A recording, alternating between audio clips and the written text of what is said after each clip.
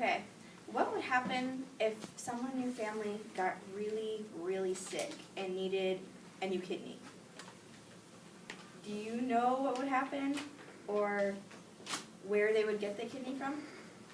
I'm going to tell you, because this organization, the Iowa Donor Network, is a very important organization that saves lives daily. Someday it could be yours.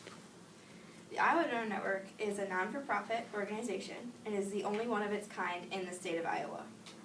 They are in charge of all the organ collection and distribution in the entire state. So people who need another kidney or a new liver or even an intestine, they get on a list, and that list is given to this organization, and they provide suitable donors, suitable donated organs to these people who need them. In this state right now, there are over 500 people waiting for these transplants that could save their lives. In the entire United States, over 10,000.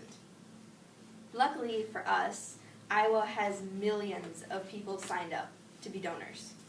As a matter of fact, your parents, or you might even be signed up.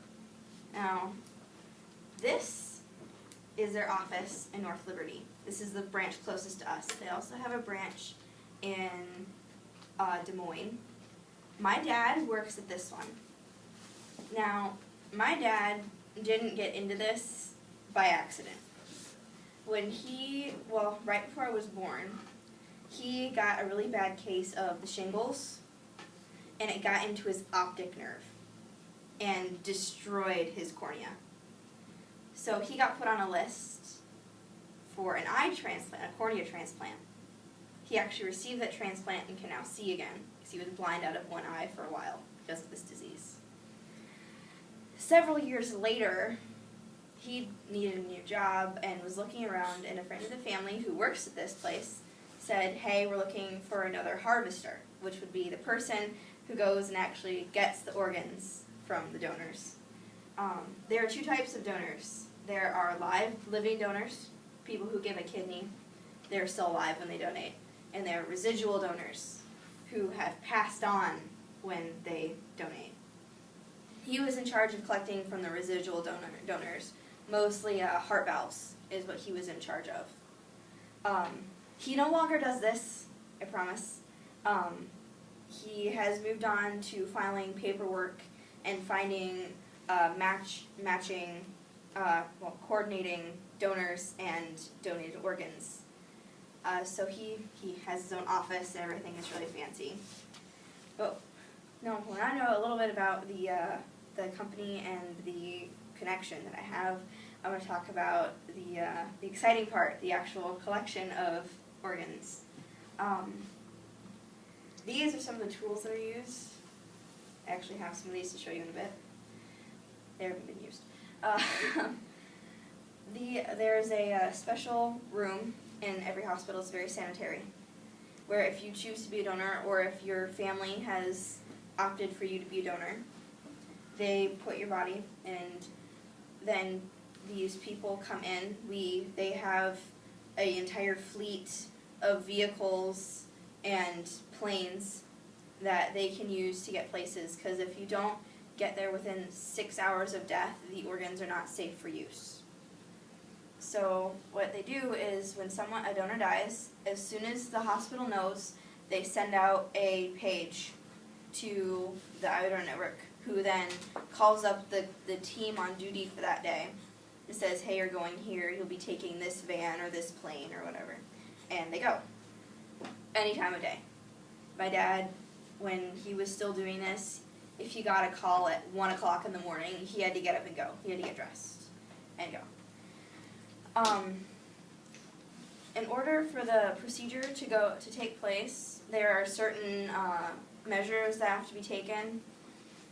One, that has to be confirmed that you are actually wanting to be a donor or that your family wants you to be a donor. For this purpose, there are counselors and people who work in these hospitals all over the state who will go in and they'll talk to the family after someone has passed, or they'll do the research on the person to see if they're registered on either through the Iowa Donor Network or through their driver's license or permit, whichever you may be.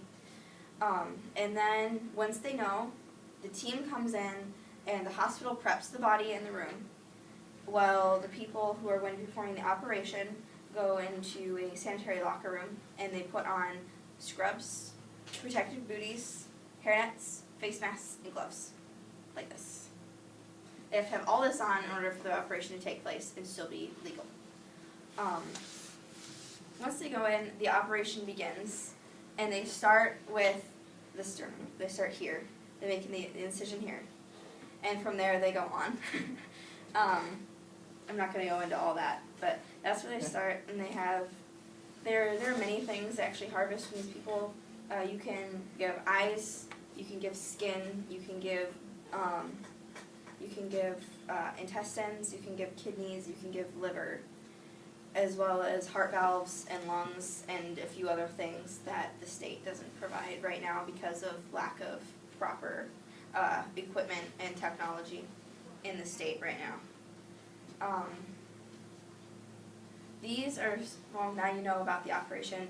Another way to get out the word of what they're doing to the public is through their promotions that they have, sort of. They're not really promotions, but campaigns is a better word for it. Now, if you choose for a family member to be a donor, they issue you one of these for every member in your family. This is the green ribbon pin, and you wear it as a sign that someone in your family has donated. And then they have these. When you choose to be a donor, they give you these, they're supposed to give you these bracelets. They have them at the DOT. They give them away at events that they have. They're green rubber-based bracelets. They say donate life across them. The big campaign that all this falls under is the Donate Life. It's a campaign that was started because there was a deficit in people who were signed up to be donors.